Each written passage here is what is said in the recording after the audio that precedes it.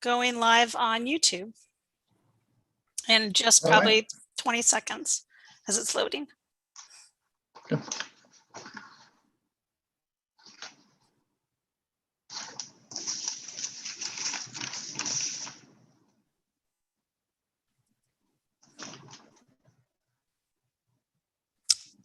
All right, it's all yours. All right. Good evening. I will call to order the Monday, March 22nd, 2021 meeting of the Oregon City Planning Commission. Before we begin, are there any public comments for any items not on the agenda? Is anybody else showing up? Nothing? Nope. Okay. All right. First item on the agenda is a general land use application, which is a public hearing. So I will start with the new virtual quasi-judicial hearing script. One public hearing on land use applications is scheduled tonight. Our role is to conduct the public hearing and to make decisions about the matter before us. In making those decisions, we must apply the applicable codes and laws and cannot vary from or change those laws or codes. Members of the Planning Commission are to be unbiased. Before the start of the hearing, I will ask the Planning Commissioners whether they have any potential conflicts such as family, financial, or business relationships with any of the applicants or with regard to the land in question. I will ask whether any of the Planning Commissioners have discussed the application in question with any of the parties or have independent knowledge of relevant facts, such as from a site visit to the site in question. Any member of the audience may question any planning commissioner about their disclosures.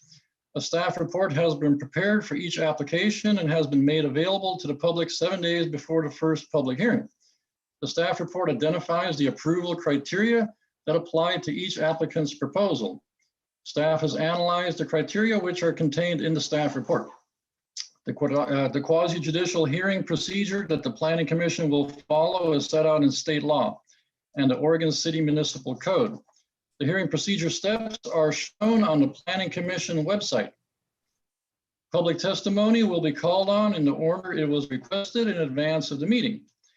If you have not emailed city staff at planning@oregoncity.org to request to speak and would like to testify, please raise your virtual or physical hand when I ask if there are others in the audience who would like to participate. For the public record, please begin all testimony stating your name and city of residence. If you would like to receive a copy of the notice of decision, please state your mailing. If you'd like to receive a copy of the notice of decision, please state your mailing address or email address. Testimony and evidence shall be directed towards the applicable approval criteria. If you believe other criteria apply in addition to those addressed in the staff report, identify and discuss those criteria and explain how and why you believe they apply to the application under consideration. Any person may submit written material while the public record is open on each application. Any written materials received by the city staff during the time period in which the record is open will be placed in the record. Written materials submitted during the public hearing must be presented to the city staff in order to become part of the record. If a person intends for PowerPoint presentations, reports, pictures, or other exhibits used in their oral testimony to be placed in the record, copies must be submitted to the city staff while the record is open. If they are not given to staff, they will not be included in the record. Any person wishing a continuance to present additional evidence and testimony or to keep the record open to respond to new evidence must make that request before the public testimony portion of the hearing is closed. If the Planning Commission makes a decision with which you disagree, any issue that you may wish to appeal must have been raised on the record for the consideration of the City Commission or LUBA or both, without raising the issue on the record with sufficient detail and accompanied by statements or evidence that the city and all parties can respond to.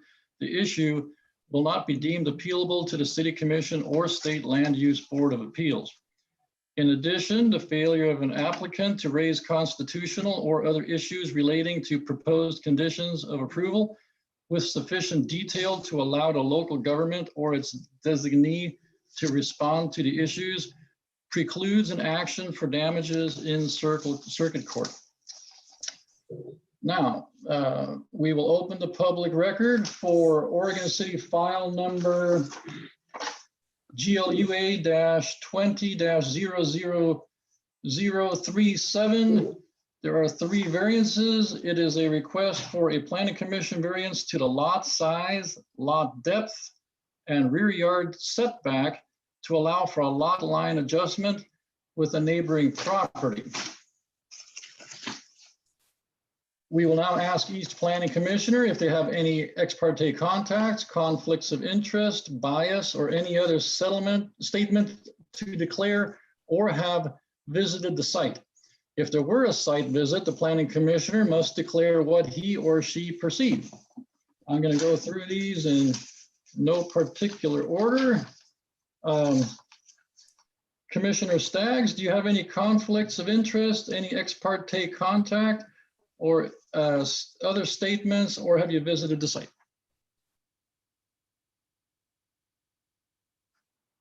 Is Commissioner Staggs not here? I don't believe he is. I am sorry. Okay.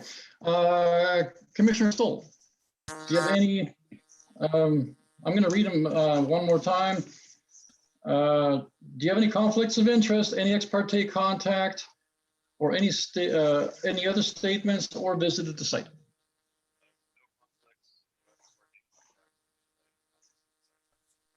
I am not hearing anything from Commissioner Stoll. Can you hear me now? Yes, sir. All right. No ex parte contact, no site visit, and no conflict of interest. Okay, thank you.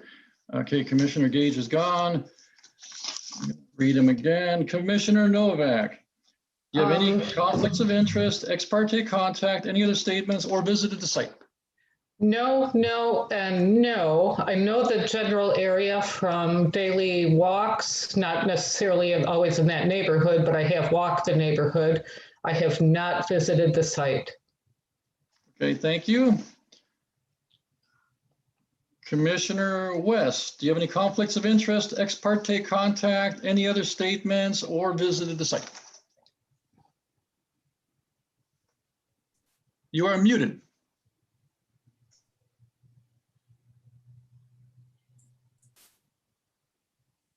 You are still muted.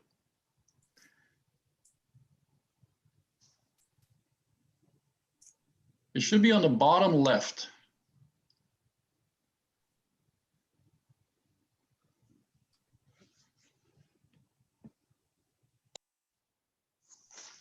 Okay, I am going to skip to Commissioner Mitchell. Commissioner Mitchell, do you have any conflicts of interest, any ex parte contact, any other statements, or visited the site? No conflict of interest, no ex parte contacts. I did not visit the site, and I have no other statement. Okay, thank you, Commissioner Mitchell. Okay, Commissioner West, you look like you are ready to go. Yeah, I got it. Sorry Okay. about that. It's okay. No conflicts of interest, no ex parte contact, no other statements, but I did drive by the site. Okay, thank you. And then as for myself, I have no conflicts of interest, no ex parte contact, no other statements. I did visit the site, so I will say that I've seen this site several years ago. I was actually looking at a house next door to it, and I noticed that there was no house where there was supposed to be a house. And I talked to the real estate agent at the time about what had happened, and she explained that the house had burned down, but she didn't know anything else about it. So that's as much as I knew about this case before tonight. Now, does anybody in the audience care to question any of us on our statements? Okay, I don't see anything or hear anything, so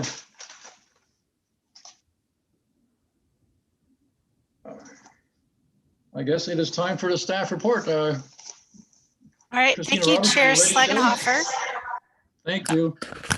This is as you mentioned, a planning commission variance to the lot size, lot depth, and rear yard setback. I have about 4 or 5 slides. I'm going to kind of take you through the purpose of the variance, some background information, and then an overview of the findings, and then staff's recommendation.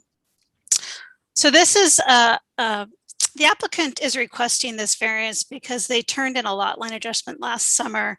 And because of the undersized lot at 225 East Street, the lot line adjustment could not be approved on a staff level. The way our code works, once you move a line, your lot must meet the dimensional standards of that zone. And so just moving the rear lot line suddenly triggers lot depth, lot size, and setback variance needs. So it's just moving one line slightly to the west, and it kind of triggered all three of those. And so the applicants, the two neighbors have been working together, and they turned in this variance application.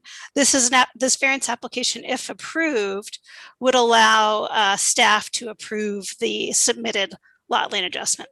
So what the Planning Commission is doing this evening is reviewing the request for the variances.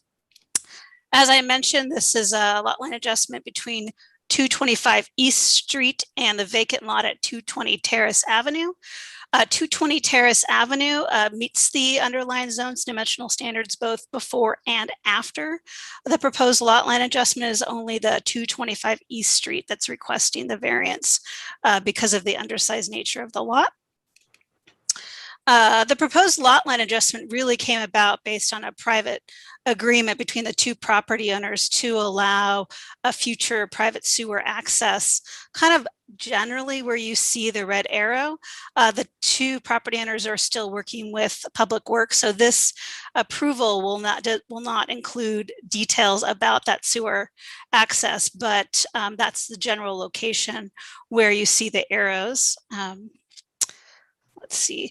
There is no sewer access on Terrace Avenue. The vacant lot did previously hold a home that burned down, and so any new construction would need to hook up to city sewer. As you can see from the city's utility map, there's no sewer lines on Terrace Avenue, but there is gravity sewer access down to East Street if the sewer easement is granted. What you see here on this next slide, on the right is the existing condition that shows some 2 or 3 sheds, the existing house, and on your left, I highlighted in yellow really the area that was transferred from the vacant lot to the undersized lot at 225 East Street. So what you see, the dark line would be on the far left where this is the new lot line with the area added, and this was the previous line. So this area in yellow would be added to the undersized lot. You see there the 3 variances that get triggered for that. The lot depth is moving closer to conformity of the R6 zone, but does not meet it. The lot size moves closer to conformity of the R6 zone, but does not meet it. And the setback, same thing, the rear yard setback moves closer to the 20-foot setback, but does not meet it at 12 feet. So there's a fair amount of variance conditions in the staff report, but I'll try to give an overview of what staff saw are the compelling criteria. One is there's no anticipated impacts in this variance approval. Both parcels are existing lots and they can be developed at any time pursuant to our development process. This requested variance allows the applicant to efficiently use the property at 220 Terrace Avenue, which is the vacant lot for residential use, move the lot closer to conformity on the East Street tax lot, and maintains the neighborhood livability by consistently allowing the low density residential designation on both properties. Finally, staff finds that granting this approval allows for a more straightforward development process for the vacant lot at 220 Terrace Avenue. If the Planning Commission chose not to grant the variance, the owner of 220 Terrace Avenue would need to design and build a much more complicated connection to city sewer. In my discussions with the property owner, Mr. Stolten, who's here this evening at 225 East Street, there was a concern that one of the accessory buildings that existed on his rear property did not show up in the existing conditions of the proposed lot line adjustment. I believe that the new line will allow him to have a 3-foot setback for all of his accessory buildings, but I am including a revised red line condition this evening that further ensures that the final lot location lot line location will allow for that 3-foot city accessory building setback requirement. So you can see in condition number 2, it indicates the Planning Commission acknowledges that sometimes small dimensional changes exist between the preliminary lot line proposal and final recording. This variance approval allows for up to a 5% change from the submitted proposed lot line dimensions. This includes ensuring that all existing rear yard accessory buildings on 225 East Street are set back at least 3 feet from the adjusted new rear lot line. And this variance does not constitute approval for any development on the vacant lot. That would have to go through its own development application.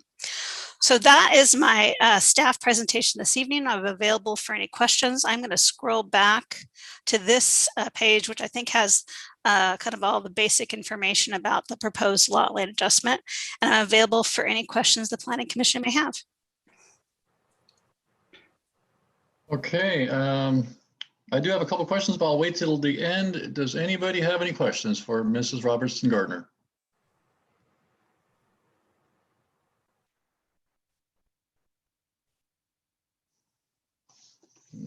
No hands?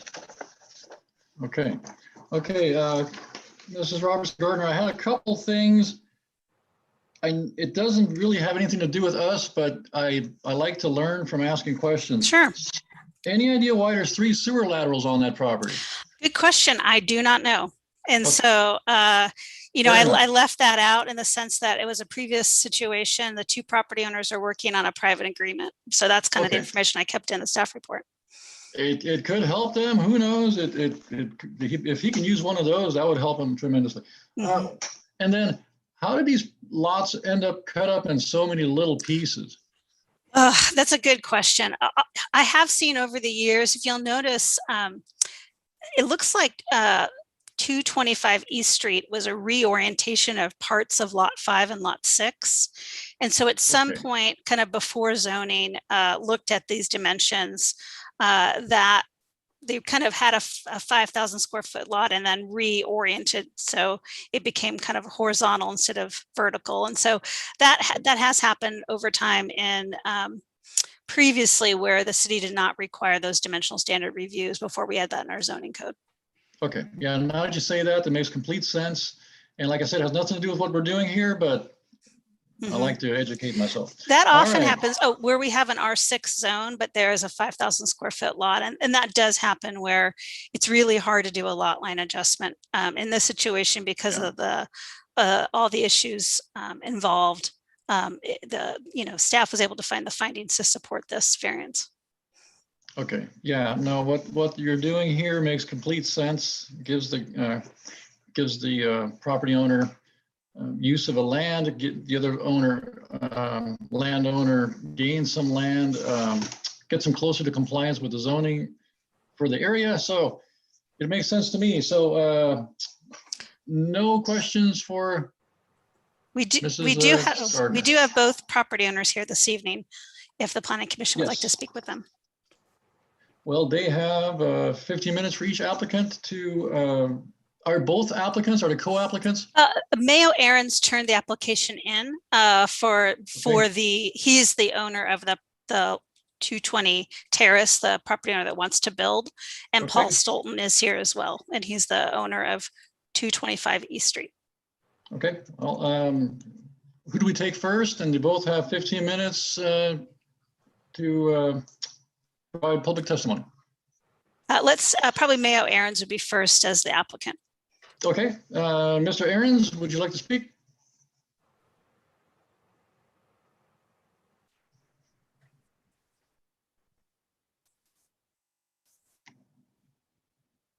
Nope. I don't see him. He was on, I think he got kicked off. So Okay, the next up is Paul Stolten. okay, Mr. Stolten, you're ready to go. You have 15 minutes if you need it. Good evening, Commissioners and Christina. I just want to thank you for taking the time to look at this variance. Mayo and I have spent a little time together trying to work out an amicable solution for his situation and also for mine. And I think this will meet both of our needs.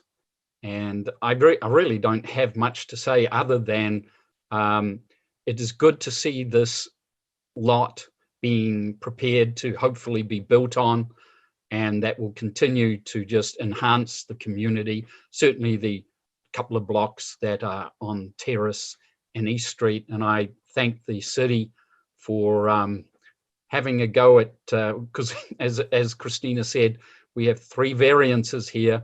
My lot that seems to break every town planning code that you have. So, you know, I think we're trying to just make this work, square peg in a round hole, and hopefully we can do that. Thank you. That's all I have to say. All right, thank you very much.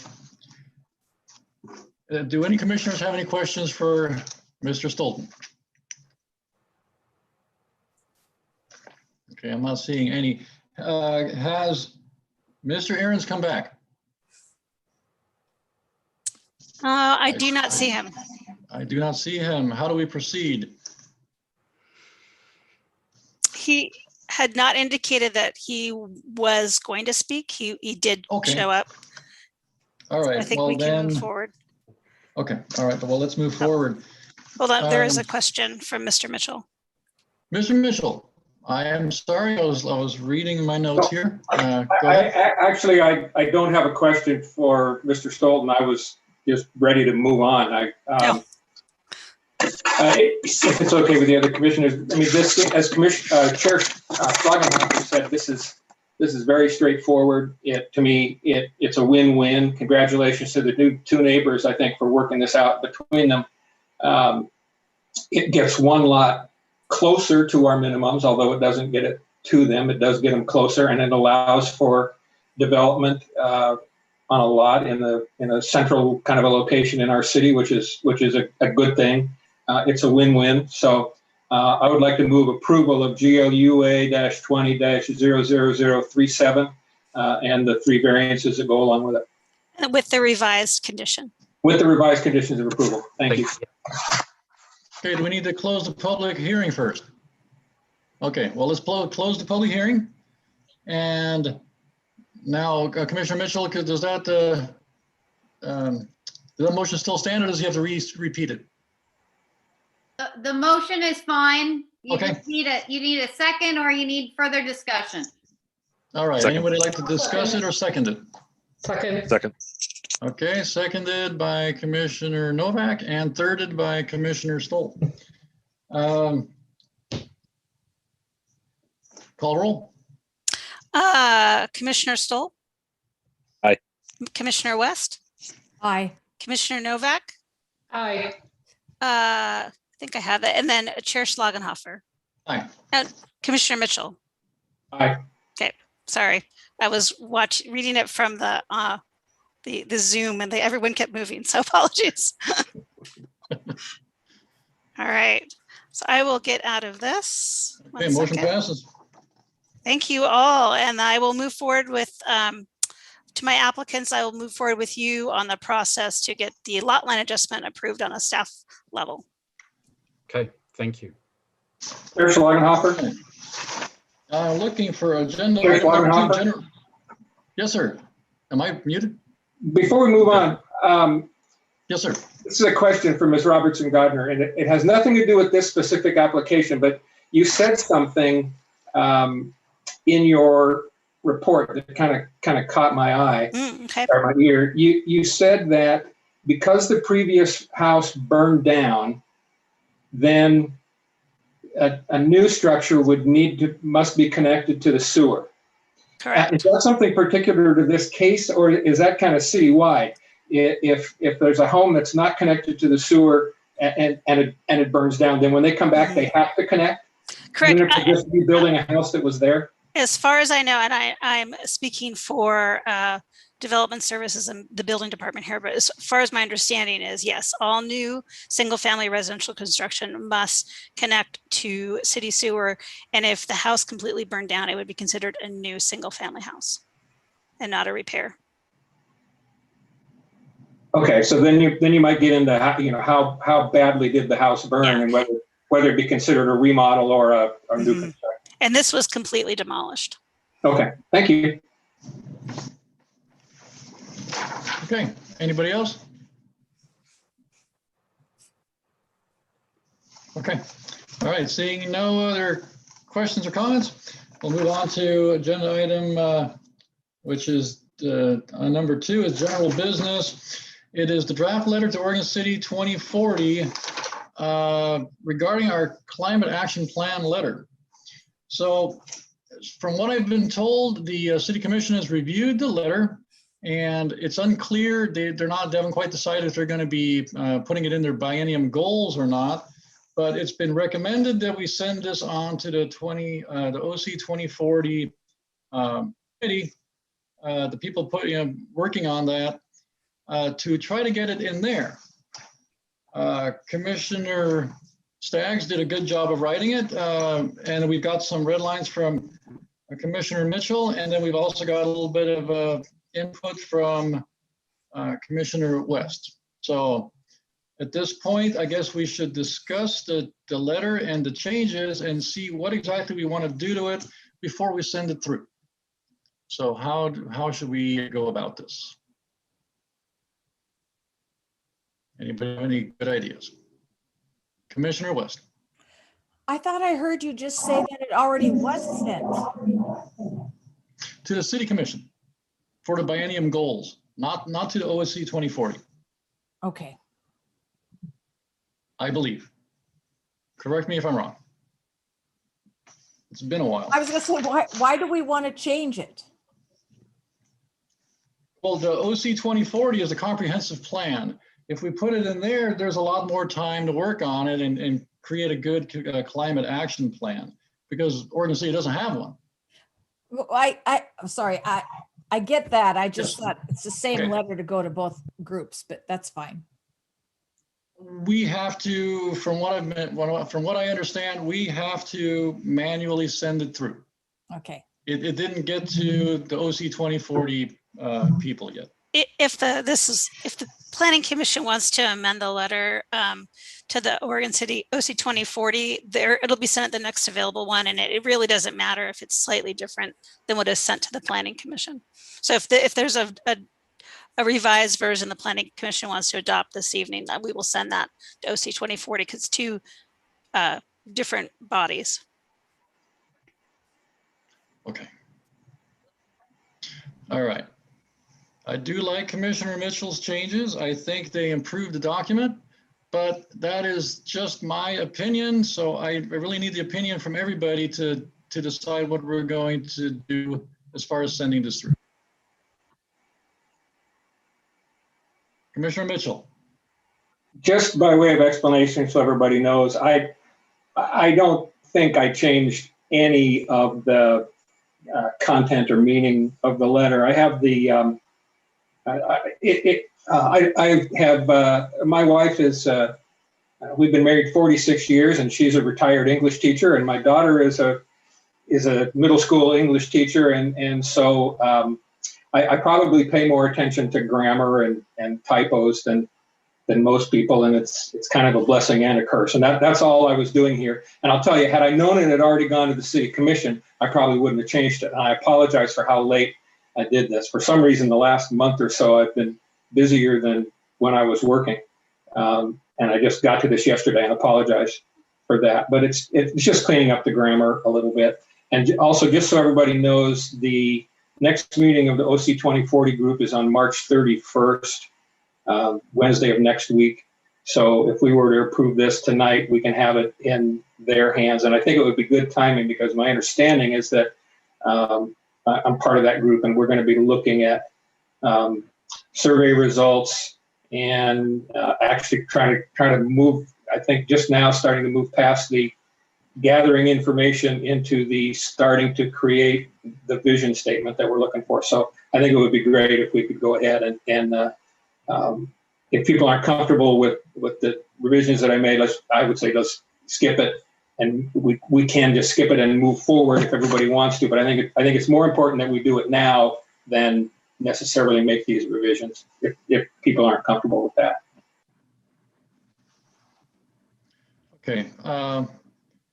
yeah, since it has gone through to the city commission for their biennium goals, I guess maybe we should keep it the same. I did not realize Milwaukee was misspelled. Can we at least fix that?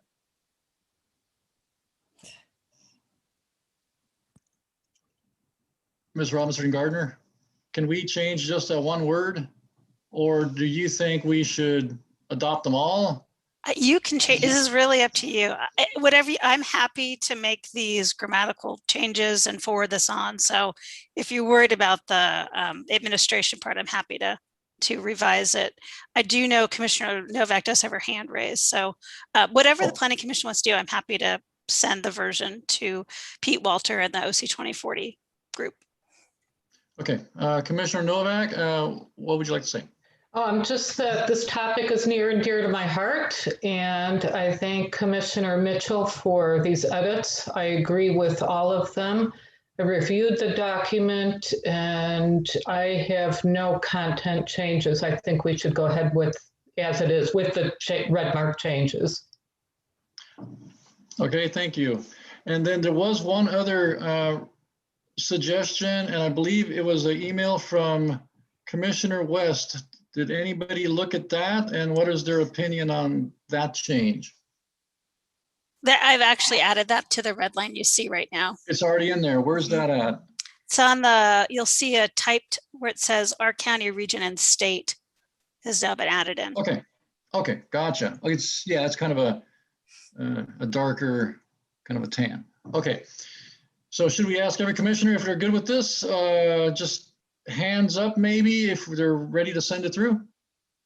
Would that work? Okay, I'm happy with it. There's someone missing from my screen. I don't see Commissioner Staggs. He's not here. That's why I don't see him. Okay, all right, okay, we're good to go. So do we need to make a motion and vote on this, or can we just informally say, let's send it on? Since it's on behalf of the Planning Commission, it may be helpful just for the record to have a vote if someone ever looks back. Okay, all right. So a vote or a motion? Let's do the full thing, a motion to. Okay, would anybody like to make a motion on sending this to the OC 2040 people working on it? Just need a motion from somebody. So Need a motion. I don't, where Commissioner do, West. where do you raise your hand in the screen for the Zoom? Other I have than no me idea. physically- It's down below your bottom bar reactions. Oh, okay. If I'll you try- click that, yeah.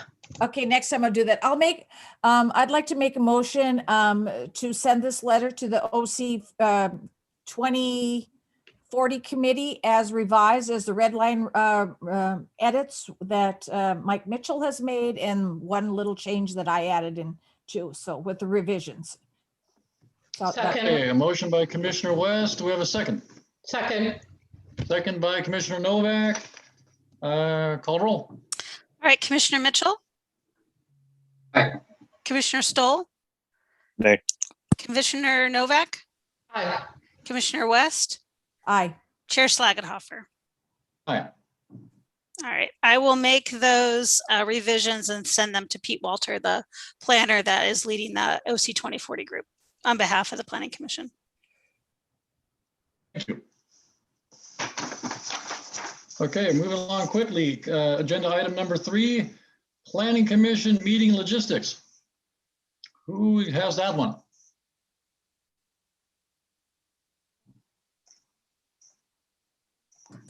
I can provide a little bit of background. I know that this group at the previous meeting did want to know a little bit more information about logistics. So there was a poll attached to the agenda this evening. These are not necessarily Robert's rules of order or Oregon ORS land use laws. Is kind of what works for the group. So Carrie Richter is available to answer any legal questions you may have, but some of it is just a discussion among yourself. If there's anything that you want to move forward with these kind of just housekeeping measures.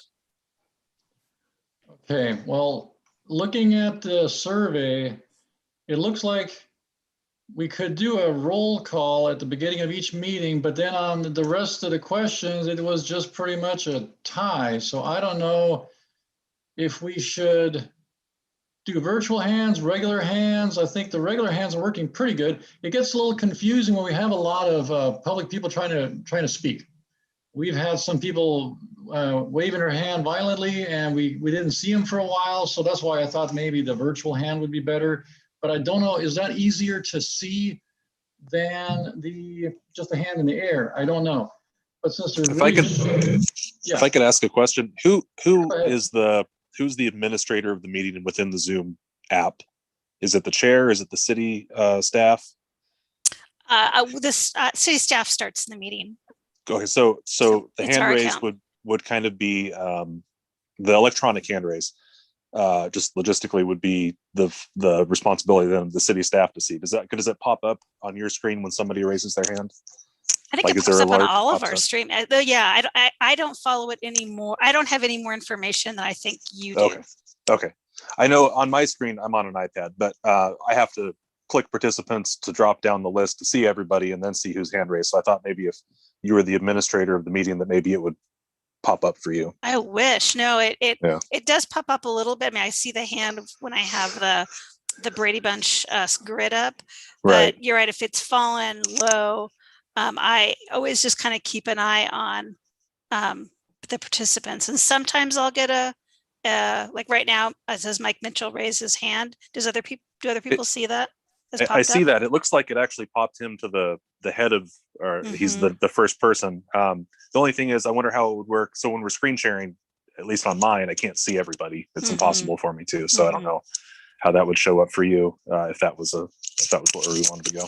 I actually have not seen this pop-up window before, and I wonder if it's a new feature because I'm not used to seeing that, to being told that someone raised their hand. So that's new for me.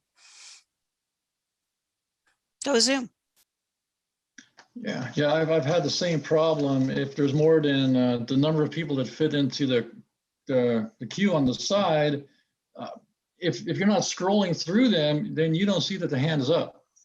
And then with the virtual hand, yeah, it's up to the one person to keep an eye out on that. So I'm not sure if one is better than the other, to be honest.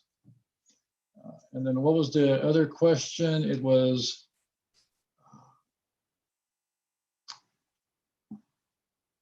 how would you like to manage deliberation after the public hearing is closed? Should we be calling people one at a time in order? Or should we have an open discussion where you speak as you feel compelled to? I don't mind it either way. I guess it just depends on how people want to do it. But since it seems to be tied, I really don't know. Should we do them both? Go in order, but then if someone has another question, they didn't lose their turn, they have the right to speak again. Commissioner Stoll. What if we go in order but allow open discussion within each squad? So if I make a statement about something, then we allow open discussion within that statement until, and discuss whatever I said until my turn's over, go to the next person and so on. That sounds good to me. I was going to say Commissioner West raised her hand. Oh, I'm sorry. Commissioner The West? correct way. That would be fine, going around and asking everyone's opinion when we have an easy, short meeting like this. But I would imagine some meetings get very long and very complex. And from my perspective, I would like to say, if I didn't talk and the group is making a motion or we're working, I would be agreeing with it if I'm not speaking. But I don't think I need to be called on for every every little thing all the time. But, I'm happy to, express my opinion if needed be. But so that's why I voted to, what did I vote for? So I sorry, I lost my train of thought. We don't know. It was anonymous. Yeah. Well, I voted to not talk and after every question when being called on. Okay, well, it would just be at the end of the meeting, just when we're having, right before deliberation, when we're doing deliberations, I would just, so you don't have to fight for screen time, you would just be asked Oh, directly, do you fair have enough. anything to say? Fair enough. Okay. Don't want to make a big deal out of something that isn't. Yeah, because sometimes if you're on the next screen, because there's a lot of people, you may just not see your hand up, and then we don't want people missed. So that was the whole idea with that. Okay. And we wouldn't call on you all the time. It would just be once. That's why the question was for, I'm looking at it on my other screen. You're not looking at what I'm looking at. But the question was about managing deliberation after the public hearing is closed. So it's only on that one specific circumstance. Okay. So I thought you were talking about every point, every step in a meeting. So, and it Oh, wasn't no. just me That was the talking, idea. it's everybody. Right. Okay. All right. So, Mrs. Robinson Gardner, what do we do with these now? We've got some input. Do we have enough to make any formal changes to the meeting, or what do you recommend? Well, I'm hearing that everyone's comfortable with kind of both, raising hands or use to the level you can. That none of these have to be written down. So I think it's just if everyone's comfortable with this approach of not necessarily calling on everyone after the deliberations or calling on, I think I heard a little bit of both sides. So I don't know if any of the polls had definitive answers. So the Planning Commission can Right. choose to keep muddling through and kind of just provide different opportunities, or if something was really specific, nothing has to be written down. This is just informal Okay. housekeeping measures. Okay. All right. Yeah, it does seem to be working for the most part. So maybe we shouldn't mess with it too much. If it would have been very unanimous that people wanted something to be done a different way, I think maybe it'd be worth changing procedures. But it seems like we're kind of happy one way, we're kind of happy the other.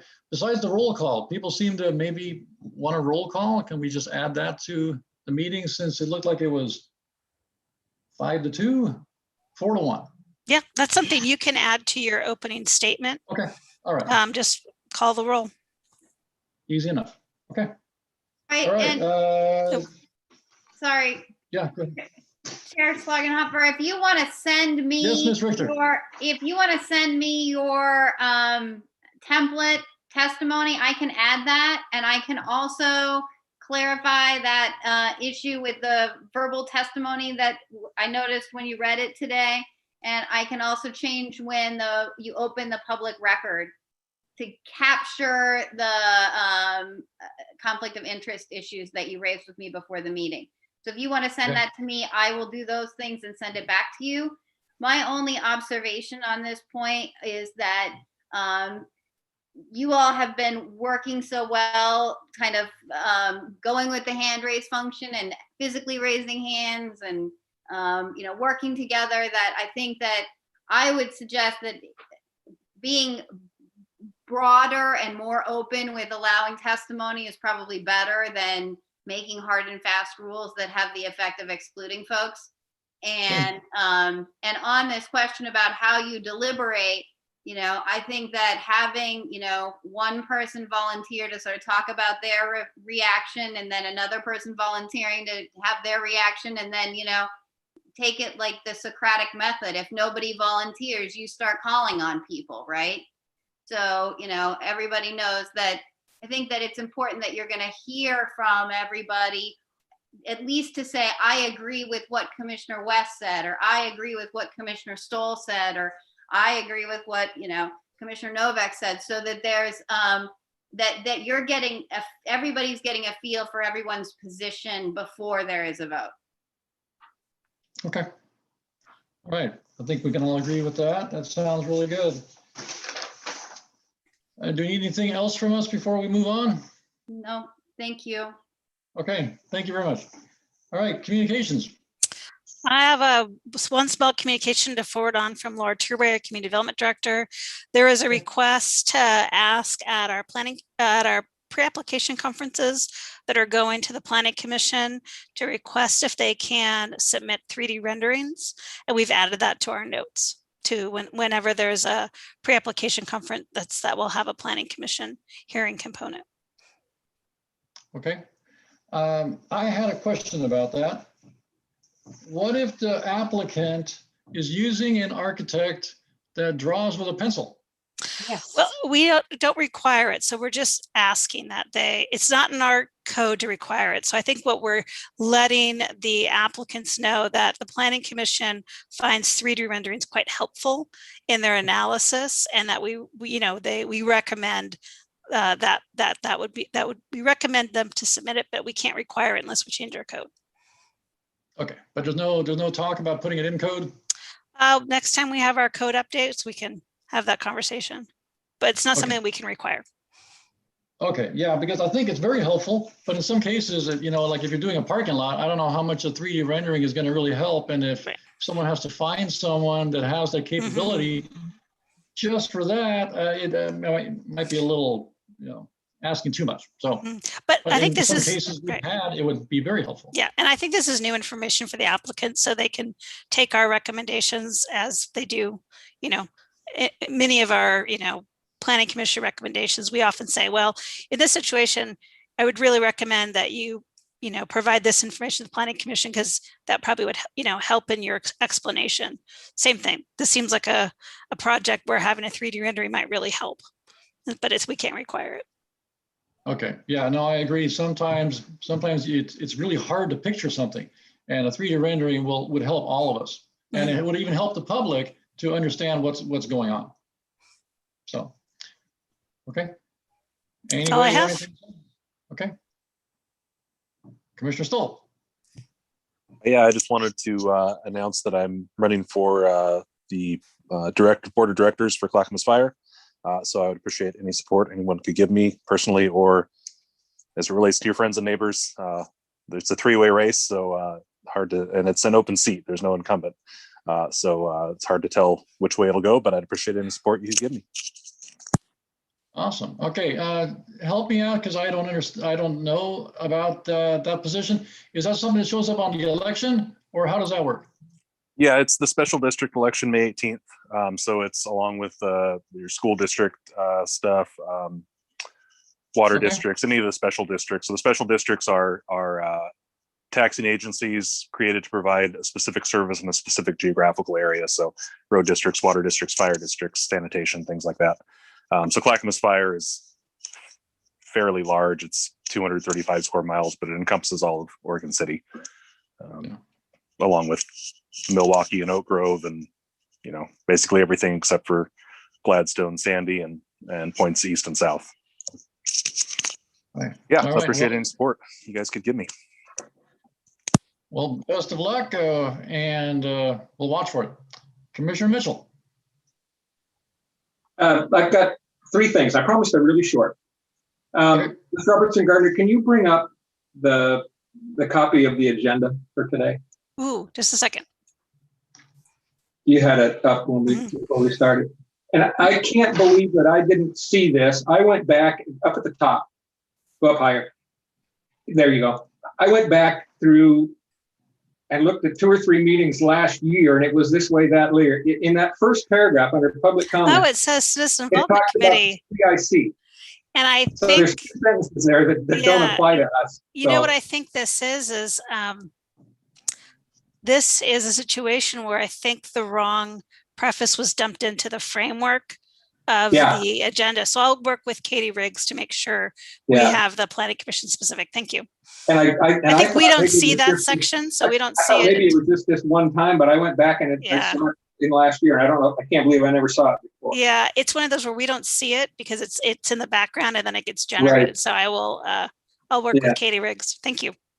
And the next thing, and this is a question I think for Ms. Richter.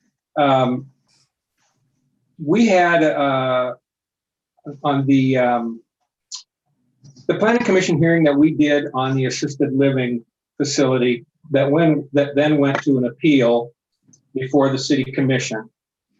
One of the people who filed the appeal asked for a waiver of the fee, and one of the things that they said was they didn't know there was a fee if it wasn't done by a neighborhood association. So in public comment, I went to the City Commission and suggested that in the opening statement for the public hearings that Commissioner Schlagenhofer read tonight, that there's a section that says, here's how you protect your appeal rights, but add a sentence or two that says, unless filed by a recognized neighborhood association, there will be a fee involved with an application.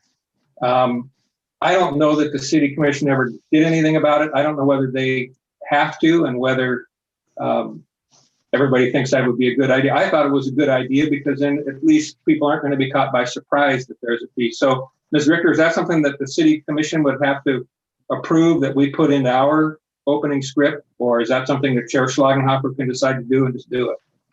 I can, if the chair is going to send me the script anyway, and I'm going to edit it. So if you want me to add that, I can add it. Okay. I think it's a good idea. We probably won't be able to customize it for every particular application to say what the appeal fee will be. No, I think just a warning that there may be a fee. Okay. Yep. There, at the bottom of every land use application, we do have 2 sentences about the fee waiver, and we direct people to the code. So we can link those 2 sentences up together. So what we say on the planning commission, the land use notice is similar to what we say at the planning commission hearing.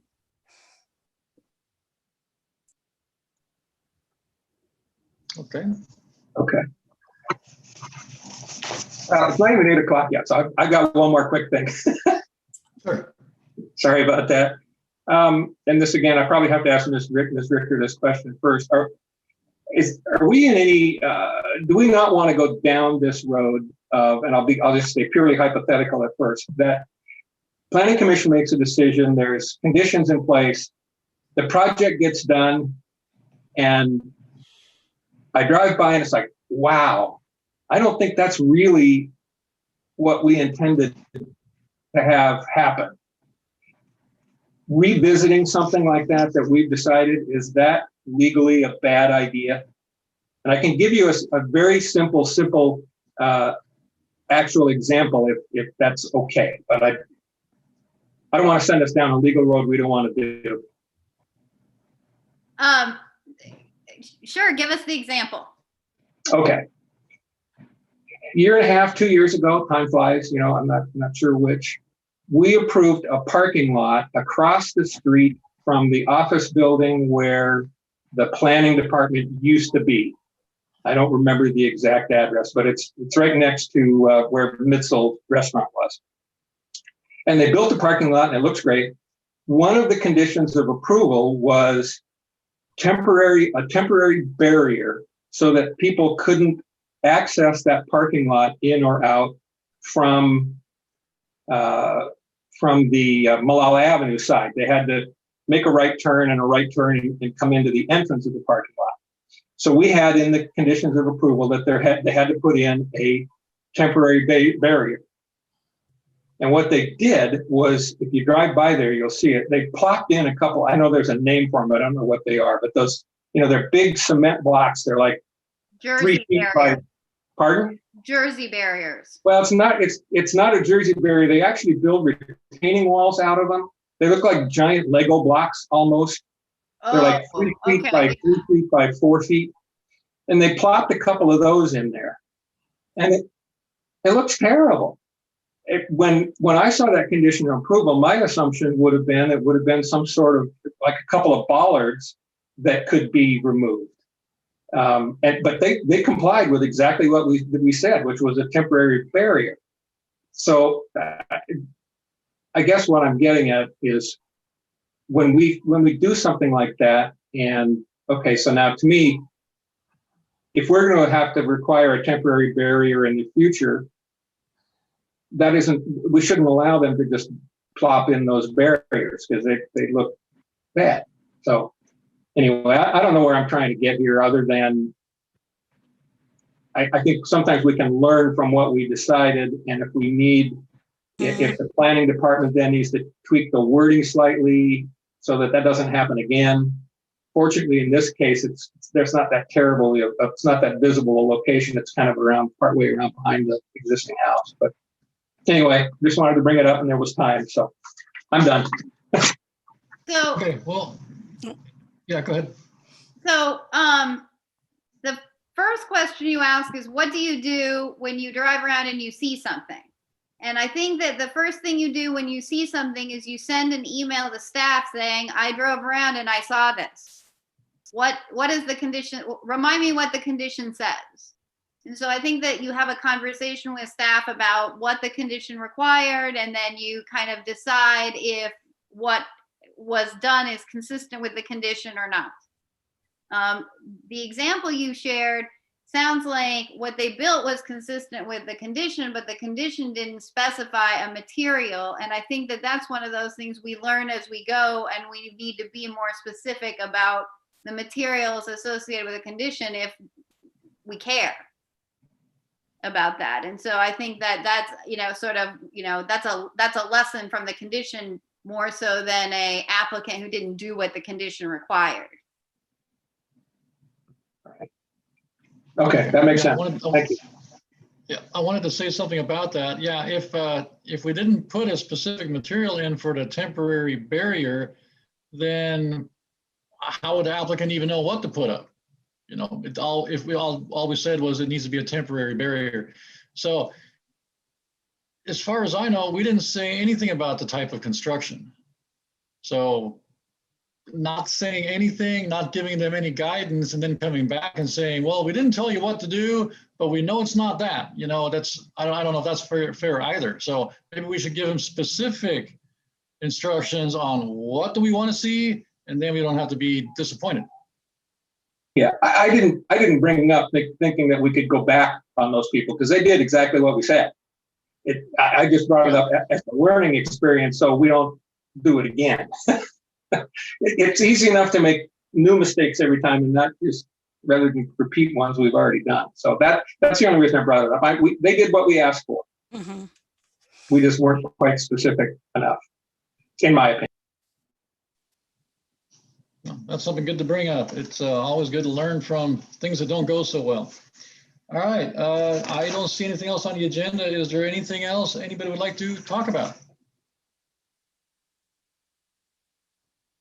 I think everybody's about done. Okay, well, then it's been great seeing you all again. It's been a while, and we're adjourned.